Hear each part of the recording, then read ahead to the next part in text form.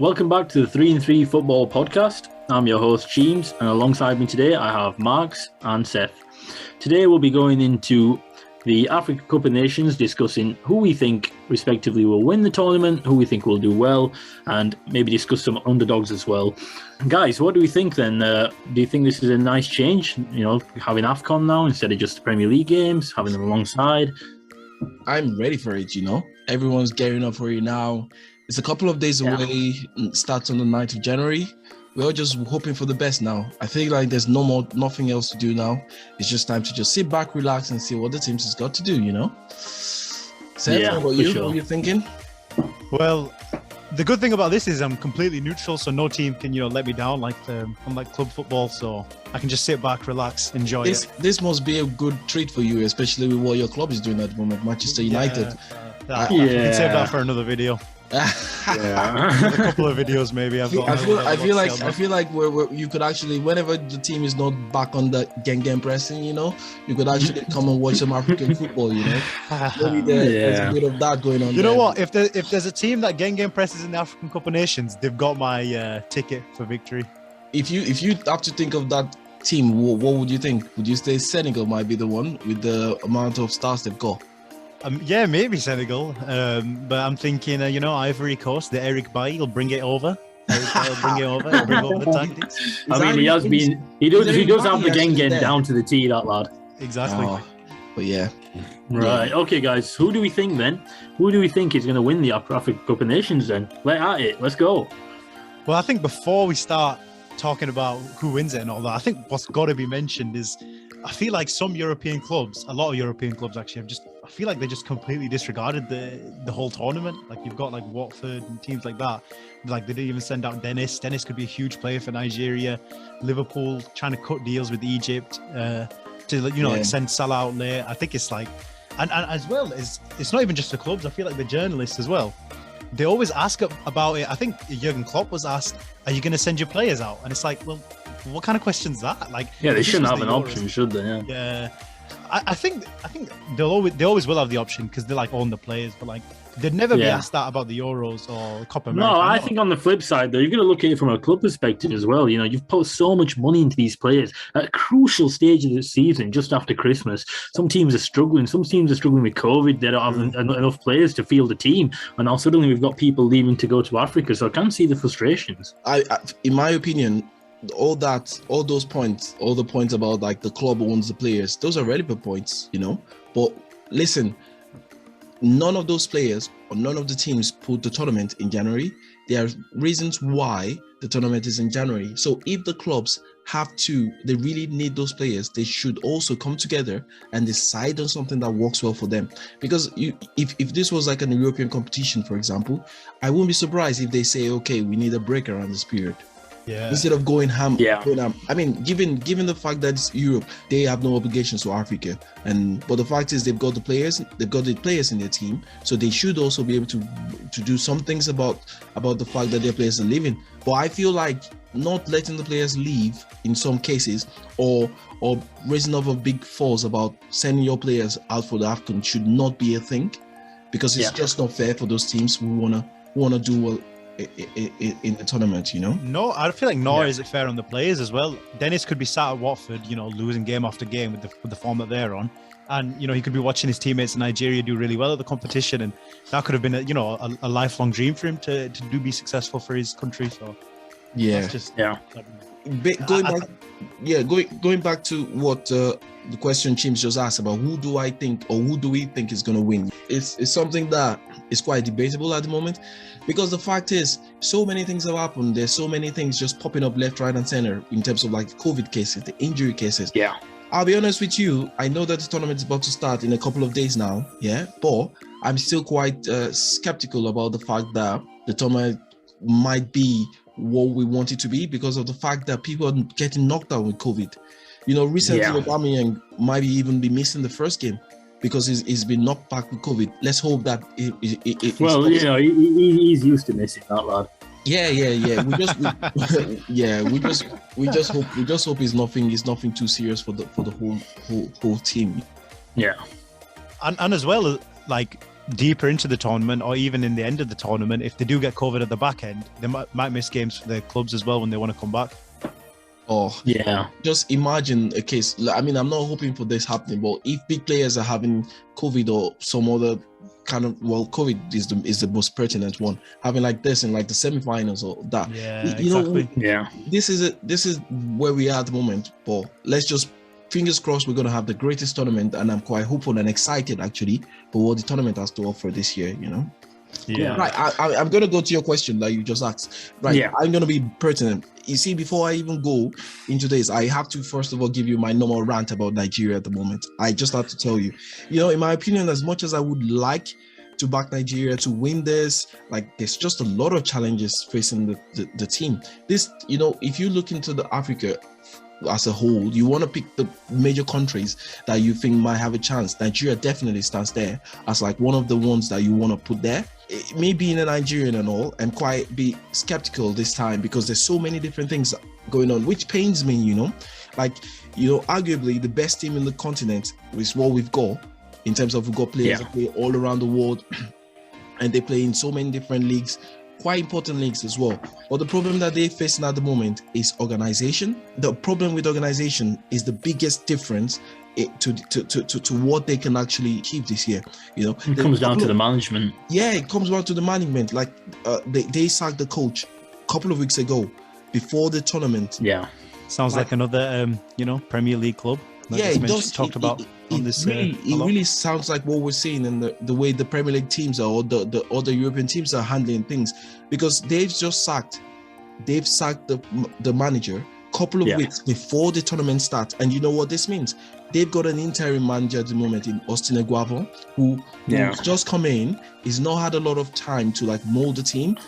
He is given like General, which was the coach of Nigeria, wasn't doing the best in terms of like there was a feeling that the team was underperforming with all the talents they've had. Yeah, the way they combined, the way they played, the way they did everything, but they still were able to get to the qualified to the next stage of the World Cup. But I think though, with the manager, I think it's a case of maybe they've got so much talent in Nigeria, and maybe it's a case of the the players aren't responding to the manager anymore. The tactics are outdated. So in terms of like an interim manager, I can think back to just one occasion. I'll just pluck out of the air. When Di Matteo took over at Chelsea and won the Champions League. So yeah, it could work out. Is this for guy Nigeria. ever going to stop talking about Di Matteo? What? To be honest, what you've said is right, Chims. In terms of like you've just nailed it there. You said sometimes it could work, but we do know like this is like one in 10 times or one in other times. So, but listen, I was just going to say, it smells a bit of Spain in the last World Cup. I don't know if you remember, but they had that. I can't remember his name, but they had a manager, and then Hierro came in a week before the tournament started, and you could tell as soon as the tournament started that affected them massively. Yeah. To be honest, that's the kind of thing that we hope doesn't happen in this. But the only challenge I have concerning the coaching change at the moment is, this is like a pandemic era, and you've changed your coach a couple of weeks before the tournament begins. Now changing means literally the new coach doesn't have time to mold his team. To be honest, he's literally going into the tournament without having enough preparation. He's not able to have friendly matches because there's not even enough time to get the players to come over, let alone time for you to build the players to gel together and then go into friendly matches, which is one of the biggest problems. Another thing as well is just like what Seth said in the earlier stages about the problems that are being faced by that the countries are facing with the European clubs. Nigeria as well didn't make it easy for themselves. I'm just gonna be real, and I got a lot of rant in me with the way the country is moving now. Not really. Yeah. Like they sent in the reason why Manuel Dennis Odionigallo. I mean, listen, this is 2022 and Nigeria is still inviting Odionigallo to come and play for Hey, we won't be having Odionigallo slander on this channel, okay? He's a Man United hero. Legend. Yeah, I mean, we would love to see him there. There was a time whereby he was being called R9 in some part of the world, you know, probably when he was playing for Manchester United, they all thought they got R9. But still, that doesn't stop the fact that he could be a quality player, but I feel like he's past his time. But let's not go into that. Let's leave that for another time. So like they sent the request to get the players quite late. So the clubs don't want to send the players. And you guys are sending your request a bit later than when you should be doing. Do you know what I mean? And then because of this, you couldn't get. So the clubs are like, oh yeah, you sent it 10 seconds after the deadline, where there's no chance we're letting you have the players. That's one of the reasons that happened to Emmanuel Dennis, because the country, because of the things that were going on in the background, gave the clubs a reason not to let the players. I'm not just going to stop there. I'm going to go with the absence of key players. Victor Osimhen, for example, in Nigeria. This guy is supposed to be the next big thing in African football in terms of the striker department. You know, the clubs didn't want to let him come. He had an injury. The clubs gave a deadline that, oh yeah, he's coming back from his injury when the Afcon was going to be finished, just because they didn't want him to go to the Afcon. All of a sudden now, the player says he wants to go and play in Africa. He wants to go play the tournament, but now all of a sudden he's got COVID. I was just going to say as well, I don't know if I mentioned it, but I feel like, you know, when the clubs do this, it's just going to cause so much friction between the club and the players. Like, you're seeing it now. Osimhen wants to go. The club's not letting him go. I feel like both parties just lose because he doesn't want to be there. And surely that's going to affect his performances for Napoli when he wants to, when they ask for him to bag the goals in the league and in the, whatever domestic competitions that they'll want him to play in. Yeah, all in all, for me, like I said, I mean, this is just me. I know that when we start going into this debate, or well, actually just having a chat, really, probably not the word debate, not this time. But when we're going into this, I know we might be tempted to want to say Nigeria might be one of the teams to probably win it. But some of this points is the reason why I feel the team might not be ready to actually go and claim the prize this time. But I mean, I'm going to be like a normal fan, which is like, I'm going to be positive. I'm going to stay optimistic and hope that they actually surprise all and, go and give us something that we didn't expect. Just like you said, with the Di Matteo situation, or even with the fact that a new coach comes in and that gives everybody like the boost, that they need to actually go in and win a couple of matches, which is like the honeymoon. Well, you look at Man United, and when the Gengen press was introduced, they were Gengen it all about the park. It's unbelievable for about 30 minutes. So. Yeah, no, but seriously, though, knockout press, and I'll say, knockout football though.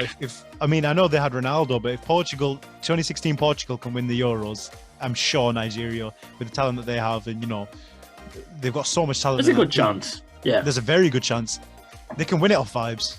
Yeah, Seth, in your opinion, if I may ask, I've said the reasons why Nigeria might not win it, but in your opinion, who do you think is actually might stand a better chance of winning it than Nigeria that we've said? For me, 100% like the clear favourites, Algeria. They're the former champions. They've got quality all around the team. Mahrez, Benrahma, the list goes on. But also, I didn't even know this. It gets no coverage at all. But they just won the Arab World Cup, which I know it's probably not the highest level, but that's another trophy under the ranks without their best players, because obviously they weren't allowed to go to that. And also, did you know they're on a 34-match winning streak?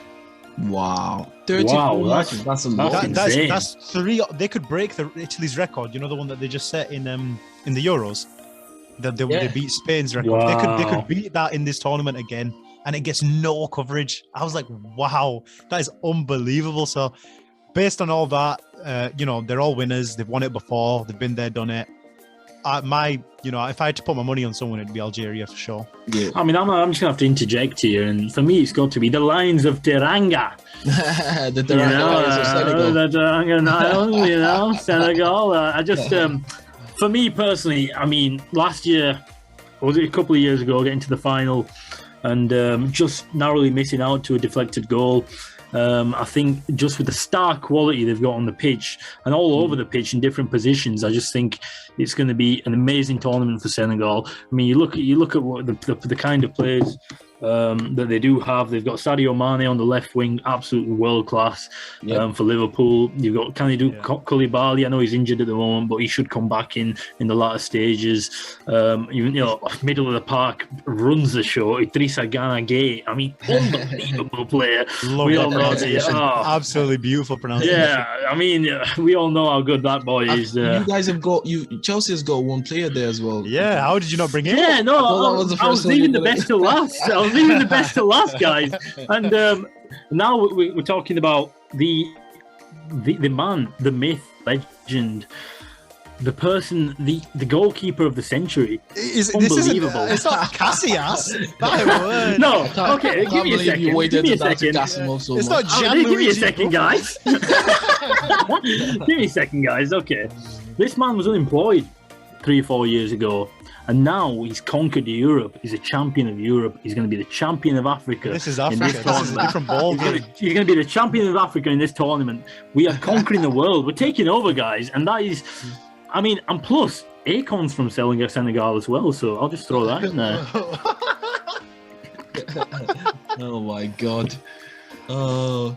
We're not blasting Akon in the dressing room. Maybe no chance. Maybe listen. Let's not go to that, because that's a different competition. Because I could go and say, if it's coming up to that, we've got Burna Boy, we've got Wizkid. Yeah. So let's just. Okay. He's put you in your place there, Chiba. I can't lie. Oh, this Akon, man. The guys have. Hey, Grammy Award winner Burna Boy. Let's, listen. Let's. Has Akon ever brought on Pogba on stage in the live showing? Yeah, exactly. Oh, God. Exactly. Oh, in my opinion, like, I think I go with what you guys are saying, but there are some other teams as well that there might be, in my opinion, quite all right. See, personally, I think it's Ismail Slimani, because he does really, really well in African football.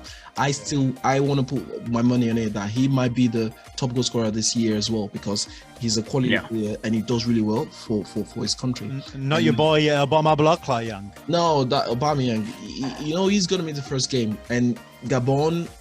They're a good team, but you wouldn't put it past.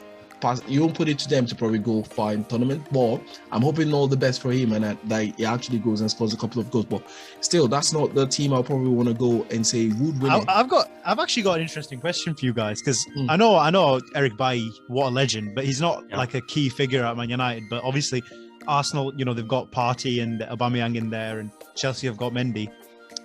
Are you guys under the sort of like belief that you want them to do well and go far, or do you want them to kind of like exit quickly so they can come back to the clubs quicker? Oof. That's a really, really tricky one, because it's a case of like you being stuck in between. You're stuck between the club and the country dilemma, which is something like it is. Because I know, like, Arsenal at the moment, the fact that they've sold Maitland-Niles at the moment means that they're so short in the midfield, but still Partey is a massive one. Yeah, Partey is a massive one, but you just want to watch a really, really good and competitive African Cup of Nations, So it's one of those things that I really can't. At the moment, I'm just excited to see him play in for Ghana, and at the same time, I'm excited for what Arsenal got to do. I actually want to see what Arsenal does without him. And for you guys who in the last podcast did say that Partey is not a fantastic player, this is where you can actually see what happens with his absence in Arsenal. So Yeah, I mean, for me personally, El Neni as well. Respect him. Yeah, El Neni as well. El Neni is not a bad player. Yeah, that's another shout. But for me personally, I mean, when I heard that Dennis didn't go to the African Cup of Nations, that was good. So for me personally, I definitely want Mendy to go, and it makes it easier because Kepa's had a decent run of form when he has played, and he hasn't made any major mistakes, so it does settle me a little bit. But and just know, as soon as Kepa makes that one big blunder, my mind is going to just change completely. So imagine his mind as well when that happens. So I know if he's looking forward to it himself, to be fair. God, it's a lot of pressure for him. Yeah, it really is. Right, so going back to what you said as well, I'm gonna give in my opinion, I for some reason, there are two teams where I can't decide which one of them might actually win the Afcon this year. I know this is out of the blue, but for me, Morocco, in my opinion, Morocco. I was gonna say Morocco as well. for me, Morocco, in my opinion, might do something interesting in this tournament. They only conceded 1 goal all through the qualifiers leading up to the African Cup of Nations, and I feel this tournament is one which can actually propel them to the next level. Sometimes, like when you go into a tournament and you have more time to play together, to actually gel together, there might be something in the work, because like I said, like most people say, winning a team starts from being solid defensively. So if the base they've got right now is a solid defensive system, and that could actually propel them to actually go do something great. The tricky part is the team which I think as well might stand a chance is Ghana. 4 times African Cup of Nations champions. Like the Black Stars they've always been a good shout, to win tournaments. They 4 times they've won it. It's not a fluke, But at the same time, at the moment, Gideon Mensah, Thomas Partey, Kamaldeen Suleiman, Andrea Ayew, Jordan Ayew, these guys have been together for a while now, and a lot of experience in that team. A lot of experience in that team. So I feel like, but the challenging part is Morocco, Ghana, they're in the same team. So for me to decide which one of these 2 guys that I feel might be the slight underdogs, I feel like it might be the guys who actually goes and tops this group, because they are both in the same in the same group C. So whoever I feel tops the group C between the Morocco and Ghana might actually go. What's very interesting? Very interesting that no one's. We spoke about Egypt earlier, but no one's. I was gonna say Egypt. No one's put Egypt forward as the a kings favorite of the continent. Yeah, they'll literally be the favourites, right? I mean, we're close to Algeria, I'm guessing, but I think Egypt will stand a really, really good chance of actually winning it as well. You can never discount Egypt to win the tournament. They've done it so many times. They've done it the most times in Africa, haven't they? So we know that they definitely stand a really, really, really, really good chance. It all just depends, and this man is on top form. He's the best player in the world in my opinion right now. Mo Salah, if he turns up, which I think he will, I think that they're definitely favourites. I mean, I'm going with Senegal because I've got my boy Edouard Mendy over there, but realistically, Egypt is a very scary proposition for anybody just because of that one man on the pitch. I know they've got a solid team, but that guy is just unbelievable. Yeah, very true, very true. I feel like at the same time, you're looking at like the Trezeguet. Trezeguet? Villa. Yeah, you've got Mo Salah, you've got Omar Mamouche. I mean, the Pharaohs. You have to pardon me if I don't get the name correctly, but you are actually right. There's a good chance for this team to actually go and do something really well. I can't believe as well we haven't mentioned the French-speaking giants. Both of them. You've got Cameroon, the hosts.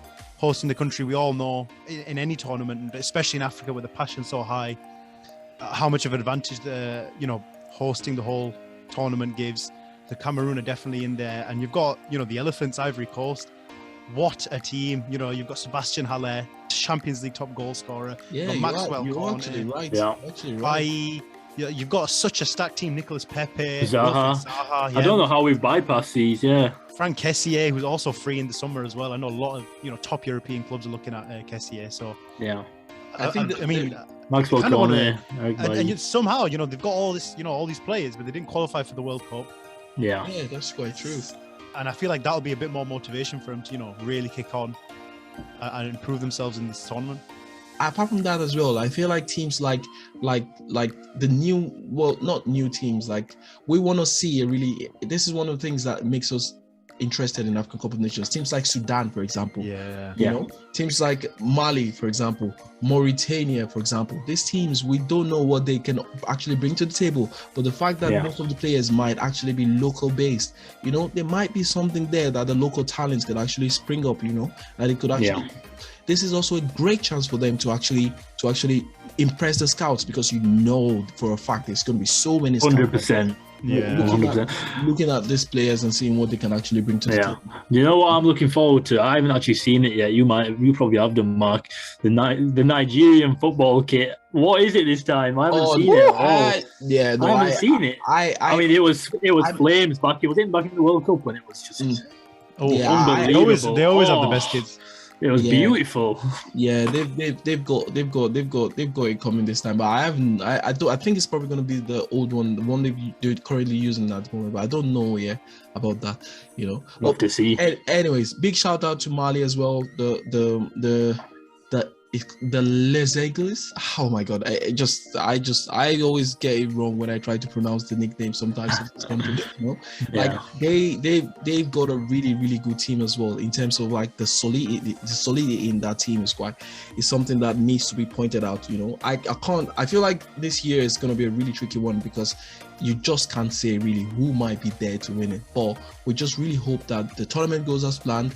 Everybody comes together, makes this tournament what it actually deserves to be, a celebration of what African football is all about, really. But yeah, that should hopefully be a good one this time. Yeah. Anyways, thank you so much, everybody. Thank you so much, guys, for sticking around and having this beautiful conversation about what African football has to offer in the next few days. And guys, it's been great having you, Seth, James. Thank you so much. Yep.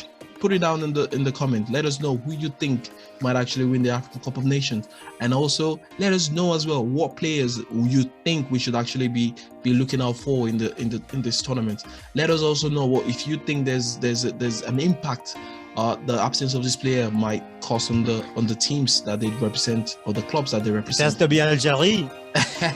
No, we wait and see what they leave down in the comments, and then we can analyze it later. But once again, guys, it's been lovely doing this podcast with you guys.